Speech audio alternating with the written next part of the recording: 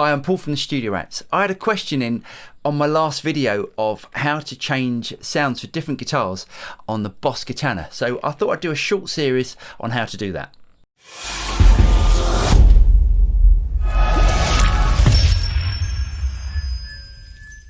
Now, before we start, I just want to say thank you to everyone that's bought me a coffee. I really appreciate it. And if you want to buy me a coffee, you can do in the link below. And the other thing I just want to quickly say is don't forget to like and subscribe if you want to see more of these videos. And if you want to join the Studio Rats YouTube membership program, you can do by clicking the join button below. Right, let's get to it. So as you'll notice, most of these videos that I do, I normally use a Telecaster, and that's because a Telecaster is my favourite guitar.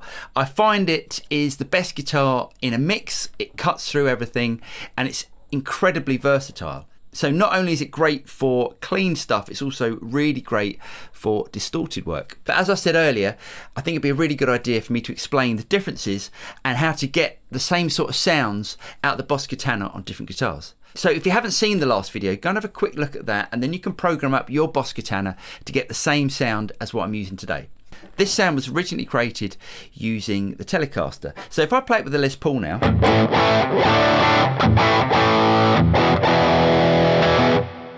it sounds okay, but it's a little dull, and that's because a Les Paul has humbuckers, and if your guitar has humbuckers, you'll probably notice the difference in sound. Now, humbuckers tend to have a higher output than a single coil, and that normally makes the sound slightly duller, so we're going to compensate for that. Right, what we're going to do with this sound is, let's turn up the drive just a little bit on the booster. So let's just make it, I don't know, about 60.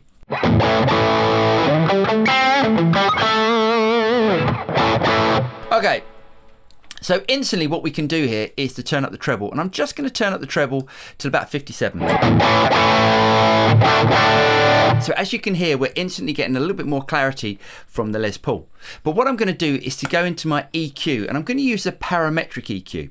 And we've also got this choice here of amp out or amp in. So that's before the amplifier or after the preamp side of the amplifier. Now I'm going to keep it on amp out for the moment. Right, when you turn on the EQ, there should be no difference in sound as everything is set flat. Now what I'm going to do first of all is just to boost the mid gain. Now most guitar amplifiers have a frequency range of say 60 Hertz up to about 5K. So I'm going to keep it on 4K as that is where we're going to get the majority of the brightness from.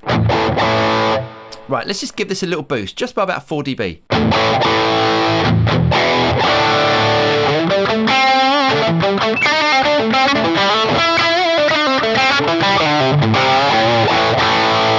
Right, let's turn that off. And as you can hear, it's giving it that little bit of extra edge. Now, one of the differences between, say, like a Les Paul or a guitar with humbuckers and a Telecaster is it tends to have a lot more low mids. So let's have a look at the low mid setting. What I'm going to do first of all is to bring the low mid frequency down to 250 Hertz. Now you'll see here we've got this thing called Q. Now Q is basically how wide the frequency boost or cut is. Now if I boost that, we get a really focused frequency at 250 Hertz. So what I'm going to do is to bring the Q back to about 4, and now I'm going to cut by just 1 dB.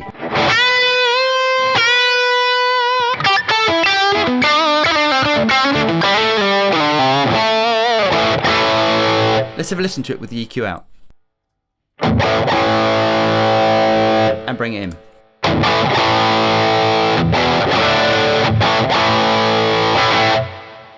Now if we go back to our booster and we take off the booster, let's have a listen to how it sounds now.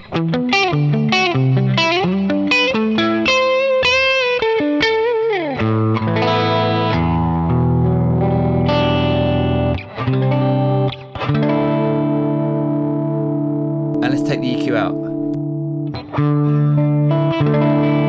As you can hear, it sounds muffly. Bring it in.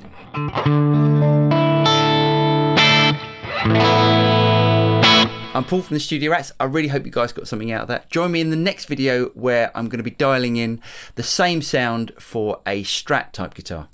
Don't forget to like and subscribe, and you'll be notified of any future videos that come out from the Studio Rats. I'm Paul, and I'll see you next time. Cheers.